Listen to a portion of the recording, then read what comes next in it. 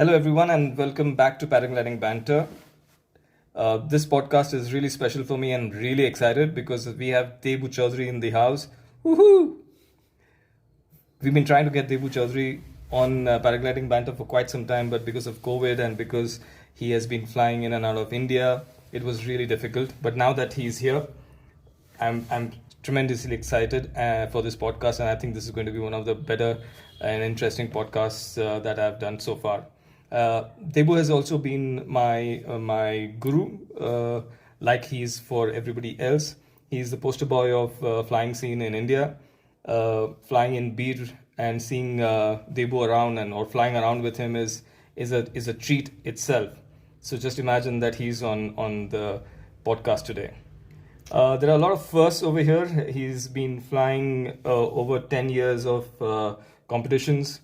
He was the first one to fly from Bir to Manali. He did the first 200 kilometers in Bir. He held that record for some time, and also was in the top 50 world ranking in 2012. He right now lives in France with his family, and he's a paragliding instructor and also does some tandem flying over there. Debu, welcome to Paragliding Banter. I'm very happy to have you. Hi Sajid, it's a pleasure to be here. I've listened to quite a few of your paragliding banter podcasts, and it's been good fun to listen. So yeah, pleasure to be here. Awesome, thank you. So to start off with, you already were born into flying, as sort of to say. You started flying when you were like 14, isn't that right? Yeah. I was lucky enough to be able to get into paragliding right in the beginning of the sport in India, and at quite a young age, and it's kind of modeled my whole life till now. So yeah, I would count myself as lucky. That's awesome. 14 is really a tender age to start, and you've been flying ever since. How do you think flying has changed from what you were doing back then and till now? What's been the change? I think the main, it's constantly evolving, but the main thing that's changed is the knowledge, I guess. I mean, when I started here, we kind of learned by trial and error. Yeah, some pilots still do. Yeah, luckily we survived. We had a few incidents. There's a whole bunch of boys from Manali who have been flying from the same time. And we didn't really have much knowledge. Luckily, we had few foreign pilots like Gilles and Bruce who were slightly ahead of us, not by much. And they gave us some knowledge. And we learned very slowly. But I think that was a good thing because we took our time and that gave us a lot of experience. So I think that's the main things that has changed in the years. Like right now, there's a lot more knowledge around. And obviously, since the internet is around, right, everything's accessible. Right. A lot more knowledge, and the equipment obviously has changed. Is not comparable to what it was 25 years ago. I remember I did my first P1 in 1996, and the kind of gliders we used at that time, and that I did in Nasik. Yeah. And Jaini brothers from Delhi had come down. Yeah, I remember that. You remember that? Sure, of course. And they had these gliders that were Apco. like the Apco probably, yeah. And they just wouldn't take off, Yeah. And we used to do ground handling, and they used to show us, and the harnesses were the same. They were more like bikini harnesses. Yeah. And I was the only one who got a top to bottom, and they had these paddle bats. It was very different then.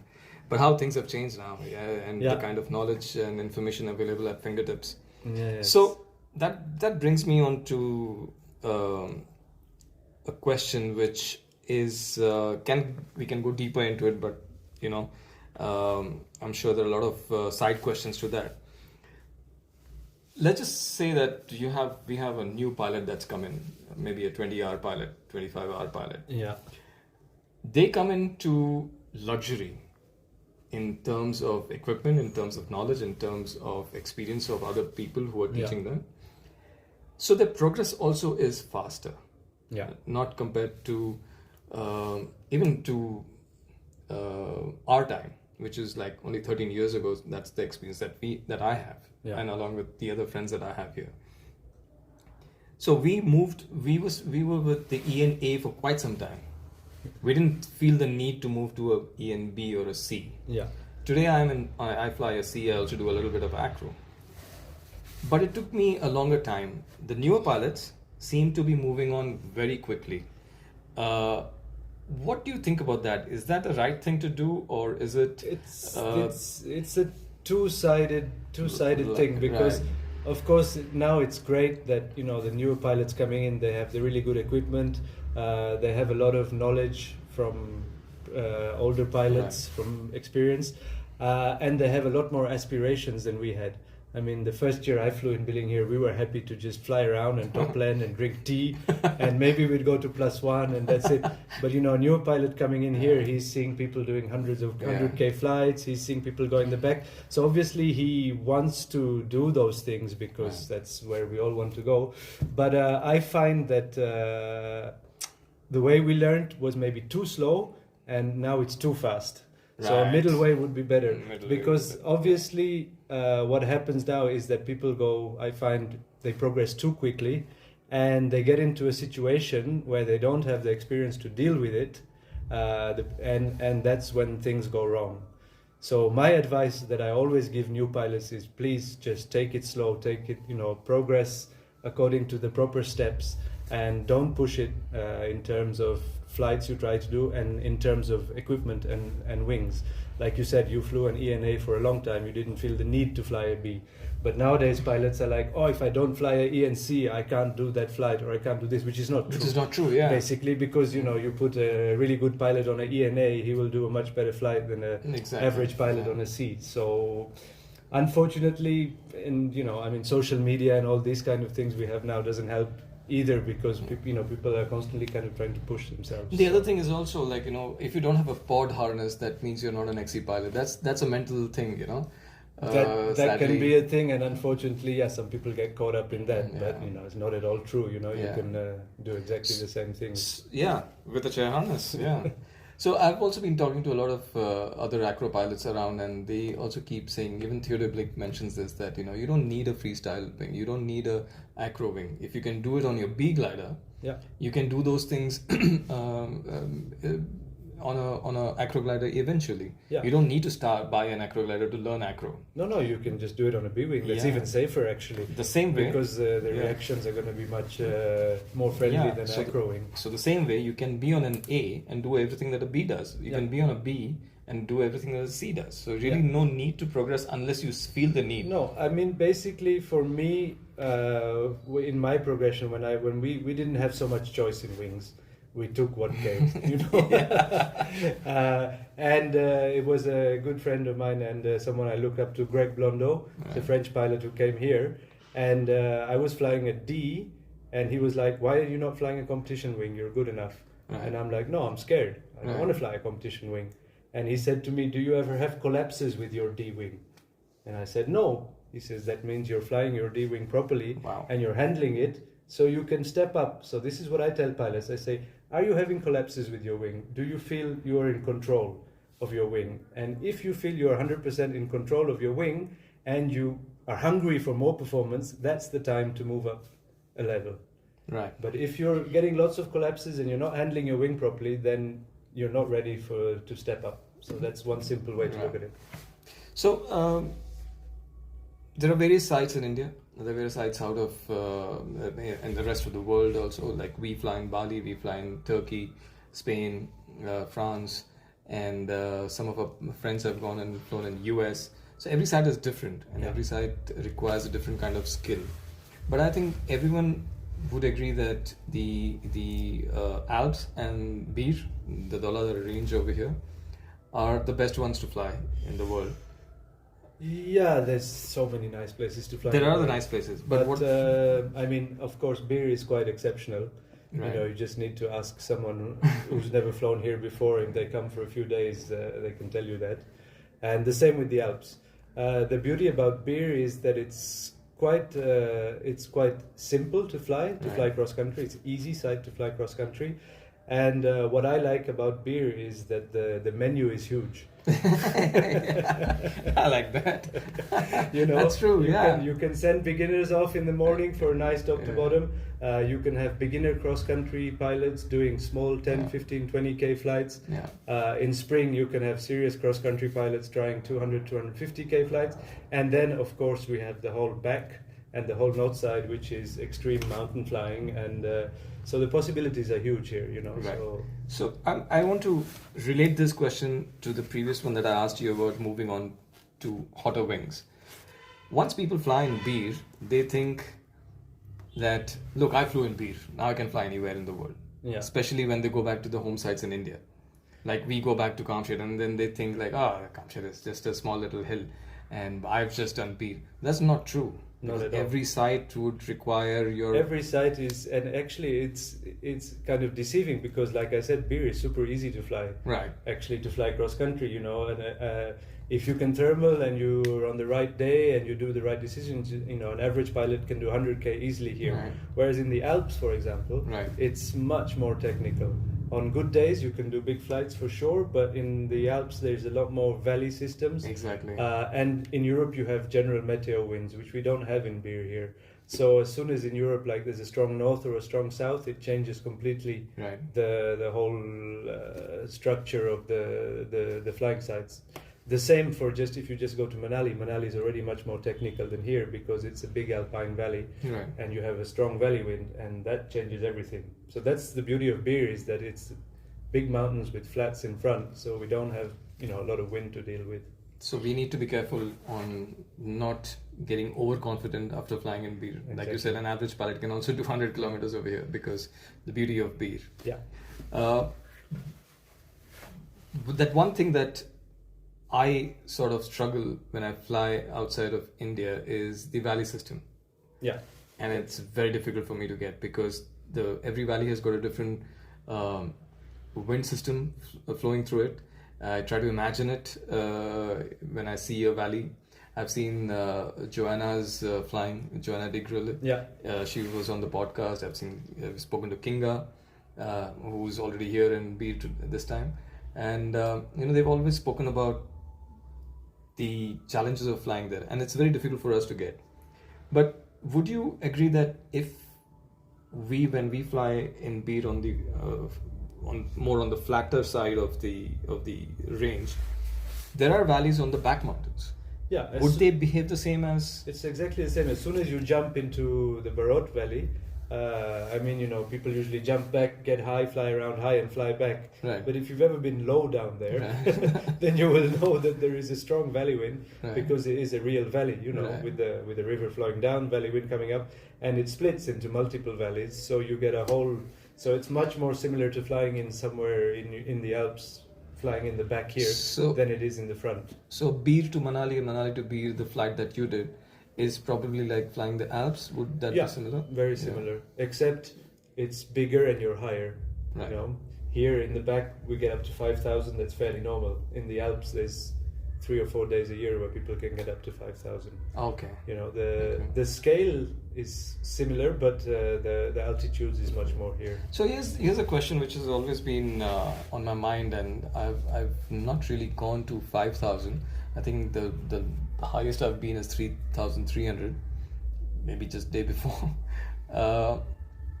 Dr. Matt Wilkes was also on one of my podcasts. He's here right now. He's here? Yeah. Oh, I don't know. Maybe I should meet him. But his podcast was very enlightening to us because he spoke from the medical point of view. So I'm from the airline industry, and what happens is if an aircraft loses pressure, cabin pressure, which is the breathable oxygen, the first thing that pilots do is dive down to 12,000 feet. Yeah. Because that's where you breathe normal oxygen from outside air. When you do 5,000 meters, we are talking about close to 15,000 feet. Do you not feel challenged over there? I think it affects different people differently.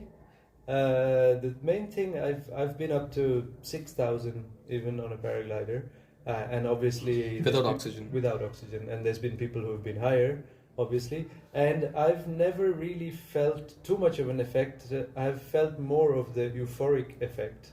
Really? than actual not feeling good. I think you feel too good and you realize that something is wrong. You shouldn't be so happy. And Right. for example, a couple of years when I was here in 2019, I had a really good day and I flew to Manali, and I got to 5.8 in Manali, and my plan was to go above Hanuman Tiba, which is 6,000. And I was so happy and so excited that at Manali I'd been above 5,000 for over an hour, I think. I said, Right. okay, this is, you need to turn around and fly back. This is not happening, you know. So I made that decision. So I had enough to make that decision, but it's different for different people. You need to listen to your body and listen to your Right, mind. But right. your decisions definitely go a little bit off. Right. So, But- like you rightly said, it affects different people in different way.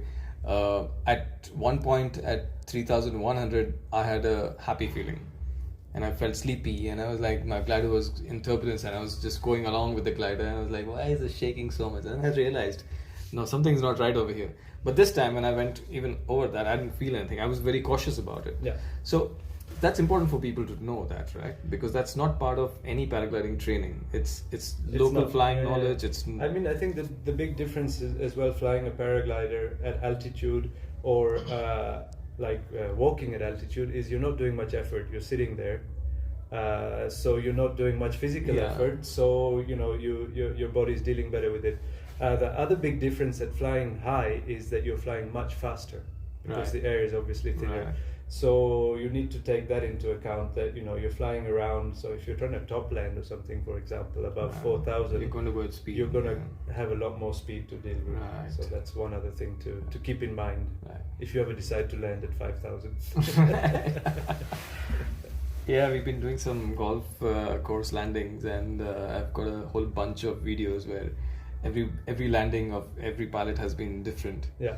And there's a sudden sink, and there is a sudden push up, a pull up. So you have to be ready for those things. So I can imagine what it must be at 5,000. This brings me to that question of going to the back, which is always a big achievement for any pilot who can Yeah. go back.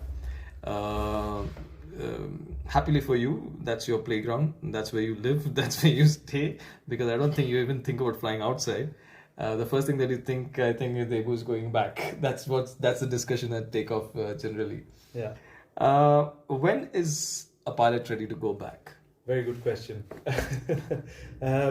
So it's like we said, the back is a whole different ball game to the front. Basically, in the front, you always have an escape route. It's much more simple. The conditions are milder. Once you go into the back, it's a valley system. The conditions are stronger, and you got 5,000 meter peaks around. Right. So obviously, you're going much higher, and obviously the risks are much higher. Right. If you crash there, it's quite remote and stuff. We never went into the back till the first time I flew to Manali, 2000. So we spent 6 or 7 years here, and we didn't Wow. even think about it. And then we started to slowly go into the back, and unfortunately, like after, obviously someone does it, everyone wants to do it. And there was a couple of seasons here where I was not super happy because there was a few pilots who were kind of not promoting it but making it sound easy. Right. And it's such fun, it's fine, and there was all kinds of people throwing themselves over into the back. Luckily, we've never had any major issues or any major crashes. But I would, I take people into the back or recommend people, and you need to do it with a lot of respect. It's very big Right. mountains back there and serious Right. conditions. And if once you go in, you'll feel the difference Yeah. in the thermals. So I would say a pilot there's no real definition when he's ready or not. If they're confident and they have good Yeah. handling skills, and they're good at cross country, then they might be ready. But I would definitely recommend for your first time, if you are A guided average one. normal pilot, maybe not even a guide, even a friend, Right. or at least with Not to do it alone, not for to sure, do it that- alone for yeah, sure. yeah. Go with a friend and do it on a good day. Right. Don't do it on an average day.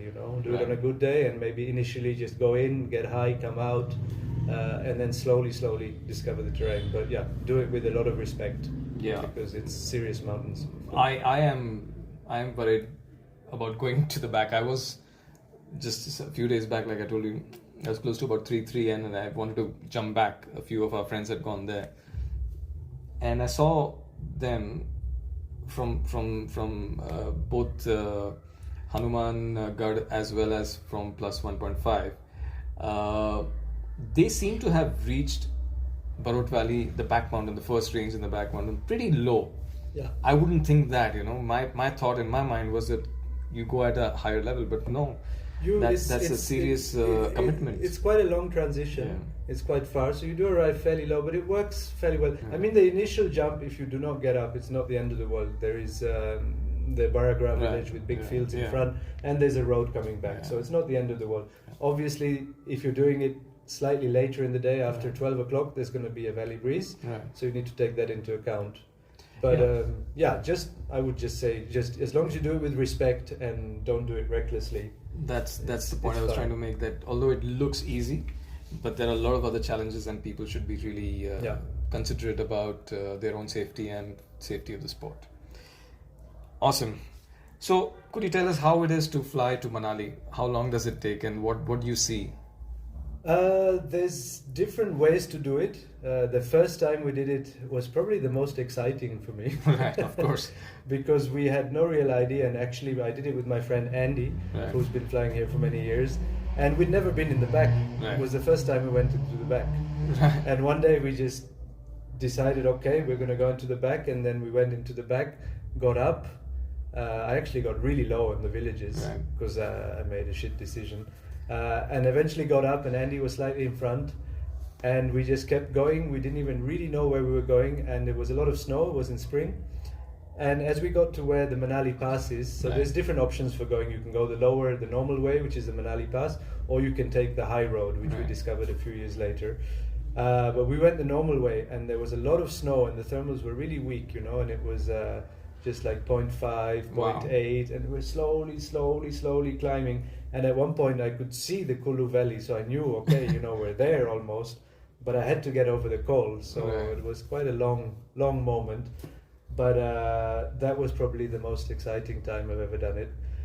And otherwise, it's an incredible flight. It's not very far. It's only 50k in a straight line, but you're going over some really big terrain. So again, it's a flight to do with respect. Right.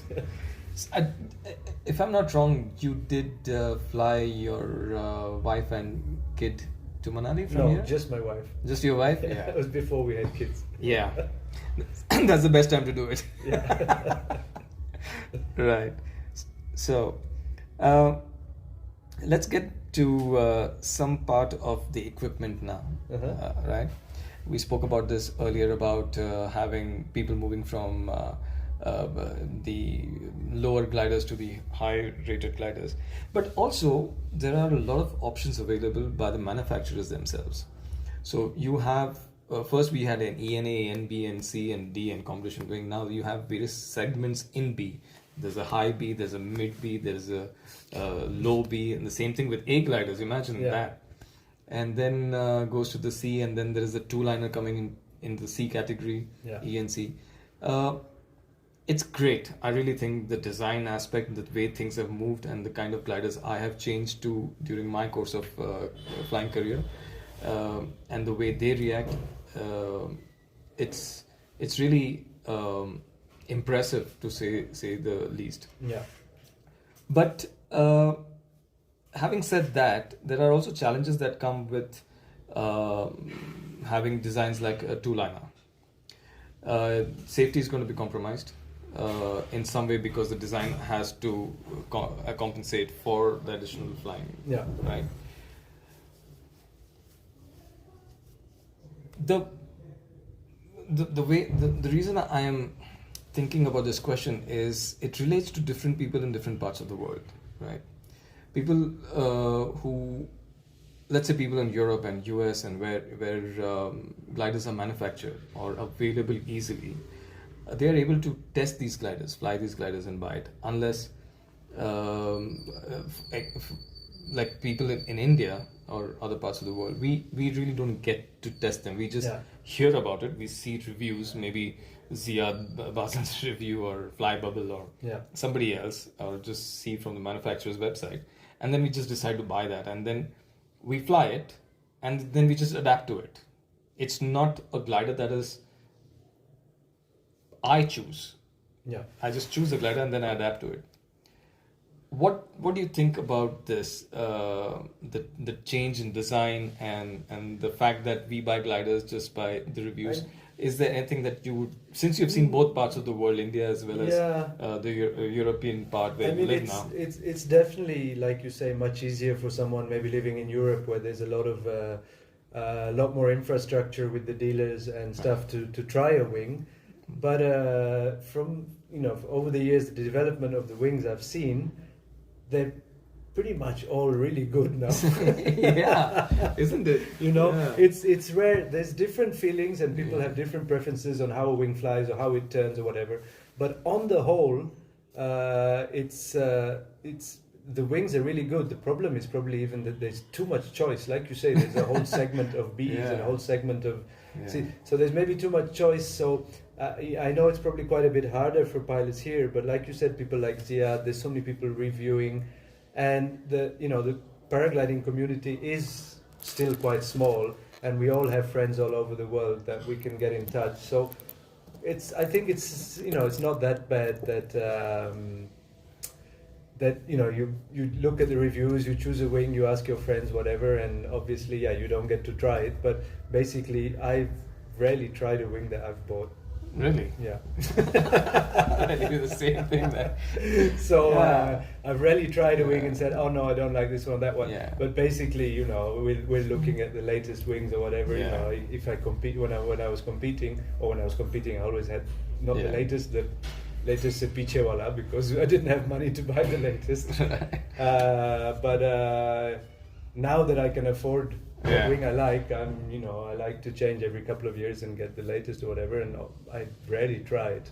You read the reviews and stuff. So, I mean, with the internet and the knowledge and the quality of the products, I don't think it's such a big issue anymore. The same thing with the rescue system. Yeah. There are so many available now, and you've got a whole choice of things. We just had the round one and such a heavy one. That brings me to a question which I've covered earlier, but I would really like to ask you is, we get a range in a glider. Let's say I fly 75 to 95, so let's say 20 kilo range. Yeah. The rescues are also lighter now. Yeah. So ultimately what happens is we end up adding ballast, because we buy a wing thinking our equipment would weigh so much, but it eventually comes less. What would be the right weight range to fly? Would it be the mid or the higher one? Depends what kind of flying you are planning on doing or where you fly a lot of the time. I mean, if you fly in a place where it's flat land flying and you have weakish thermals or not really strong conditions, and you're doing cross country, it's kind of okay to be in the middle of the weight range, I would say. I would not recommend being light on a glider. It's just not much fun. I don't know if you've done it before. It doesn't turn as well, it doesn't penetrate as well. It flies a lot slower, everything is slower. Obviously when it goes wrong slower as well, so the safety side. But if you're flying in light places, flat land, then the middle is good, because you're maybe sometimes trying to float. But if you're flying in mountains with strong thermals, or you're planning to do competitions or race, then me personally, I like to fly right on the top of a glider. Right on the top? Yeah. Okay. Or a few kilos under the top. Okay. Because it's much more reactive, it flies faster, it's more stable, more resistant to collapse, because you've got a lot more wing loading. Right. Obviously, when it goes wrong, it will go wrong quicker. Right. So your reactions need to be quicker. But I personally find flying a glider near the top of the weight range much more fun than flying light. Or even in the middle of the weight range, Got it. Yeah. With the C riser controls and the B and C bridge, that would be more effective if the glider is heavily loaded.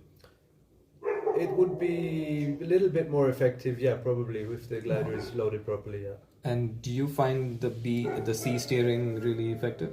The wing I'm flying at the moment is a Fusion Light from Flow. Right. I think he was the first to have a really good system of B, C pulleys, and it's because the Bs are on a pulley Right. directly, so they're running between the A and the C. There's a line, and the B Right. runs on that. So I find it really, really effective flying it like a two-liner. I mean, Right. I'm used to flying a two-liner, Right. and a two-liner basically by pulling the rear risers, the Bs, you can change the angle of attack. Yeah. So you can stay on bar, you keep the bar on, and you control it, the small movements with your hands, which makes it much more precise than how we used to do it with the feet. With the feet, yeah. You're much more precise with your arms than with your feet, with a string going through two sets of pulleys or whatever. So the new BC systems are working really well, Right. but soon they're going to be obsolete because everyone's coming out with the two-liner Two-liners. C-class. So. Well, they had a single skin glider. Just one skin. Maybe you had that. Which one? They still have. They still have. So. Yeah, there's quite a few single Yeah. skin. I hope we don't come to a one-liner. No. No liner. No liner, that's the good one. Right. I would like to now ask you a few questions that my friends have asked me to ask you. Mm-hmm. And like I said at the start, you're a popular person over here in the flying scene. And I'm just going to read out the question first from my friend and pilot, Vainik, who you also know, who's flown with you. He's really there's a spark in him. Yeah. Yeah. So he's asking, Debu, what does it take for flying long term in the mountains? What are the most essential skills for big mountain flying? For flying long term, I'm not quite sure I get his question like that, but the most essential skills I would say is basically understanding valley systems and navigating in the mountains. That's probably on the theoretical side. You need to have those skills to keep yourself safe, obviously, because if you don't have those skills, you're going to put yourself in a bad position and be in the lee or in a bad place. And secondly, I would say very good glider handling skills, because you're obviously, if you're flying like in the back here, you're flying in strong thermals, and if you've got the skills to keep your glider open and climb in strong, small climbs, that's going to keep you safe. And just generally in flying, having very good glider handling skills helps, because basically when you're flying cross country, you're constantly looking at the terrain ahead and strategizing and planning. And if your handling skills are very good, you can almost let the glider fly automatically. Right. Your muscle memory is doing all the work to keep the glider open, and you can use your brain and your bandwidth to actually plan your next move. Right. So I would say glider handling skills and understanding mountain meteorology is essential. Weather, that's what I was going to come to, yeah. That's a tough one, because understanding weather, it takes a lot of patience. Takes a lot of time and patience and experience as well. Right. I mean, you can't always get it wrong. I've found myself in some very shitty situations and I've been lucky to get out. Like I said in the beginning, by trial and error, we fly somewhere and we're like, oops, that was a mistake. Okay, I need to deal with it. I need to land safely. And yeah, I've landed backwards in valleys, flying backwards and stuff, and I won't do it again. But basically, experiences as well, So that's why it's called predictions. They're not really accurate, but they predict it to be that way. So we have to be aware of that. The same things have been happening this time. The weather this time in October has really been delayed. We usually fly the entire October, but we had rains. And also it's actually not that abnormal. Is it? No, we've had plenty of seasons here where till middle of October it's been low base and unflyable, and we used to go and fly on the front ridge. That means we need to change our plans for next October. Maybe try It might be different, second but I mean, part of October I to think be on the safer side. I've been coming to beer since '95, so it's a long time, and we've definitely had seasons where it's been pretty washed out but then sometimes it continues till the middle of November, 20th of November, great conditions. Nice. Whereas the last few years, sometimes by the 5th of November, it's stable and you can't do it. So I think the pollution doesn't help. The inversions are a lot stronger than they used to be. They've always been here, but who knows? Yeah. Day before there were 3 layers of inversion. I don't have a definite answer to that. But I understand. He's got one more question for you, Debu. And this is a good one. How to actively train for top landing in your home sites? Well, first of all, you need to have a takeoff that's top landable. Okay, very Nick. That's a bad question. If your local takeoff is top landable, okay, great. Then you can start training. Basically, for top landing, the advice I would give people is don't force it. It's better to make 10 passes and miss it and do a nice landing on the 11th one than do 3 passes and then dump it in on the third one. Also, with top landing, often if I'm top landing in a new place on a slope or whatever, there's always check it out which way. The wind will rarely be coming straight up a slope. Right. It'll always be coming up slightly from one side or the other. Right. So first you figure that out by doing a flyby. Passes, yeah. Okay, this way I feel I'm into wind. Okay, Right. so I'm going to top land this way. This way I'm downwind. So just small stuff like that. And maybe also observing someone who's really good at doing it, Right. or who's done it lots, or even observing someone who's no good and seeing Right. their mistakes and trying not to do the same mistakes. So stuff like that. That would be me. Yeah. I did that last time. So observing others and don't push it and keep practicing it until you figure out the perfect approach, Right. and then just repeat. Awesome. Thank you. Now, there's another friend, Krishikant, who's popularly known as KK, who's just come here today. And he's got a question for you. And this is it. There's a point in your flying where the progression gets slow and you don't know how to move forward with your progressions and improve your skills. Also, how to train your headspace for paragliding. I can answer his first question more easily rather than the headspace one, because to train the headspace for paragliding, for me it's difficult to answer that one because I've been doing it for so long that I can actually have I think I've never have a really long break, but I can go for a few months without flying and jump straight back in and be almost as performant as ever. Because you've been in it for a very long time and that's just second nature for you. So so I'm lucky that way, and people who fly a lot, I mean, I do it professionally as well. So basically I'm flying tandems all year, or I get to fly a lot. So it's difficult. For the headspace is there for me, but so I can't really answer that question. Okay. His first question is a good one. How do you keep the motivation? How do you progress when you reach a plane? When you plateau. Basically, for me, I've come to that point a few times in my career, and you need to find things to motivate you to progress and to learn. So for me, when I reached the first plateau, was just before I started doing comps, and comps clicked it for me. Right. And I thought, I can do this, I'm good, and then I saw some comp pilots, I'm like, I'm rubbish. There's a whole lot to learn. So that kept me going for 10 years. Right. Motivated me. So for me, basically, I need to find things that motivate me to go flying, because just to go flying without an aim is, it's fun, of course, but I need something to motivate me. So sometimes it's flying high mountains, or going bivy flying, or a new glider, or a new harness. But also, trying to get inspired maybe by other pilots and what they do. Like KK has asked, when you reach a plane, how do you improve your skills? Well, try and follow a really good pilot and keep up with him, and see what you did wrong when he leaves you behind, and that'll motivate you to improve that. And other small things like ground handling, to improve your takeoffs. If most people take off fine, but I still go ground handling when I can, and we just have fun and play games.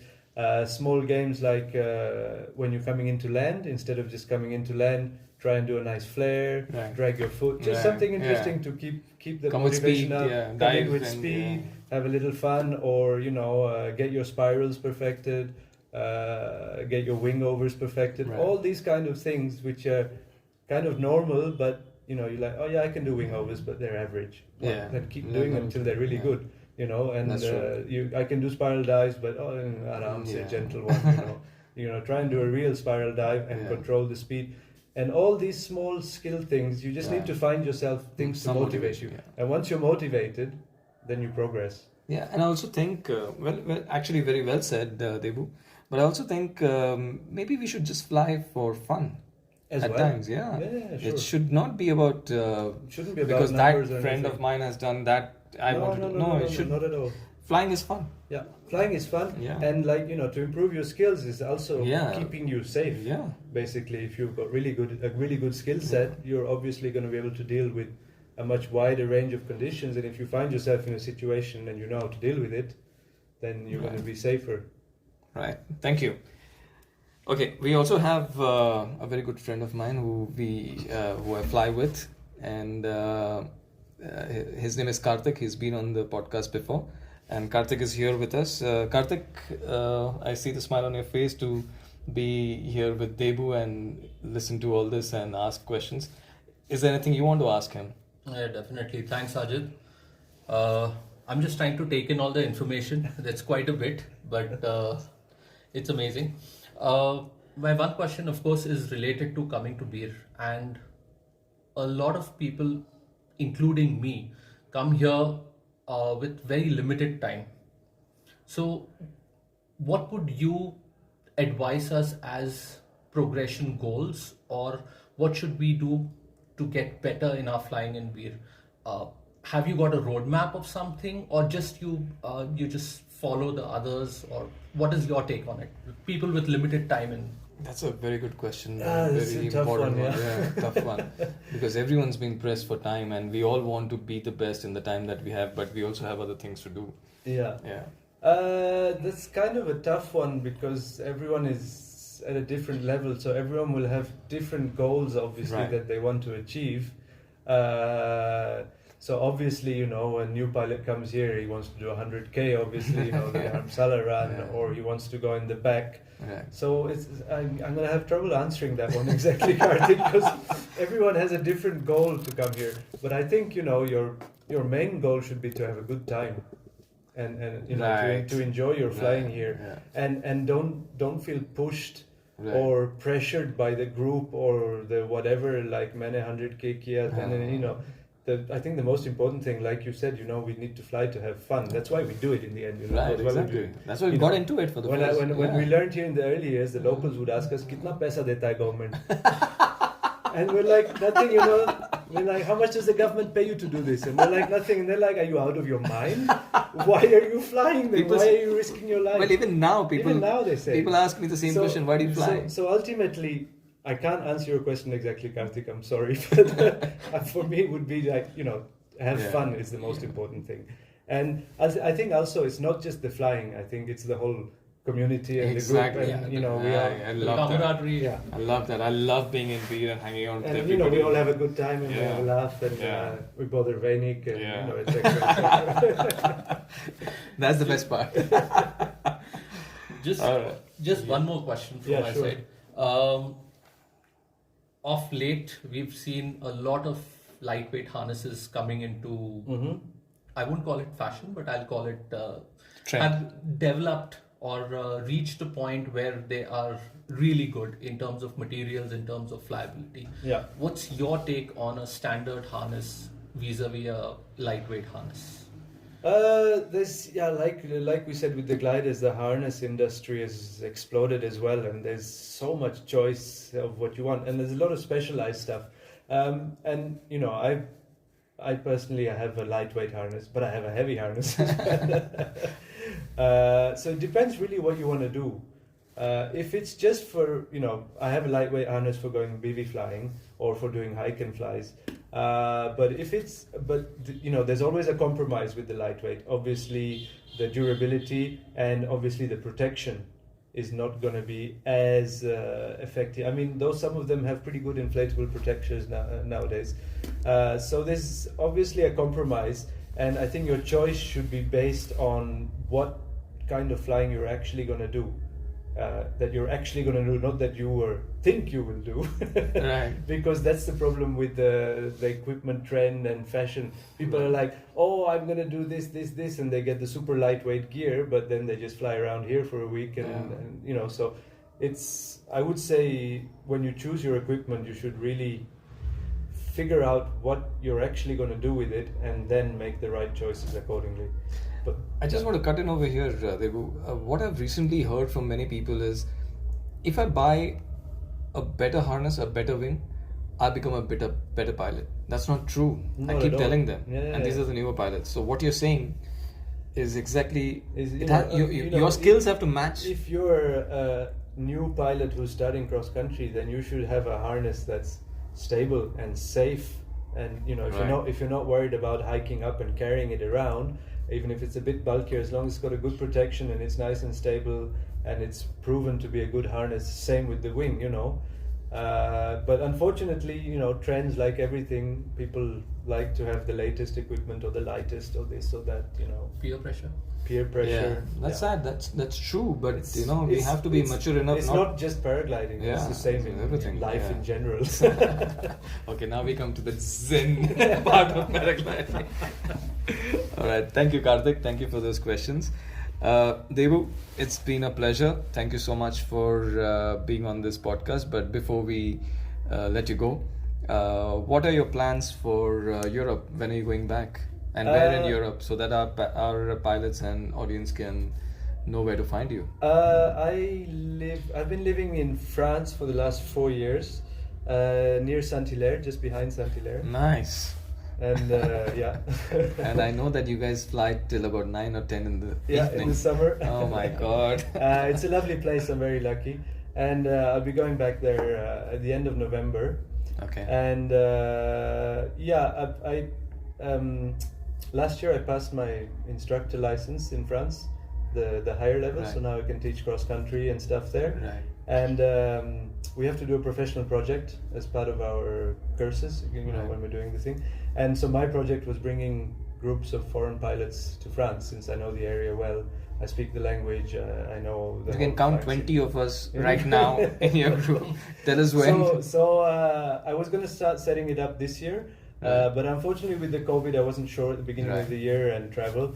So I put it on hold. But from next year, I will probably be running 2 or 3 groups a year, in different places, Right. based where I am, and then we'll fly all the famous sites, Annecy, Chamonix, and Nice. do all the big sites in What France. time frame would that be?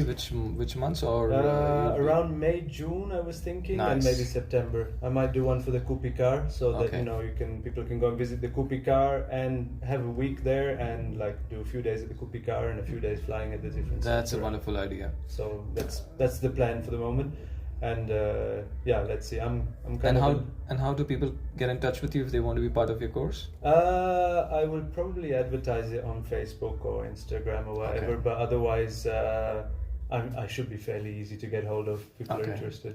Sure. Yeah. No, I just wanted to because there are a lot of questions on that, and Yeah. people have been asking. And I remember my first course with you.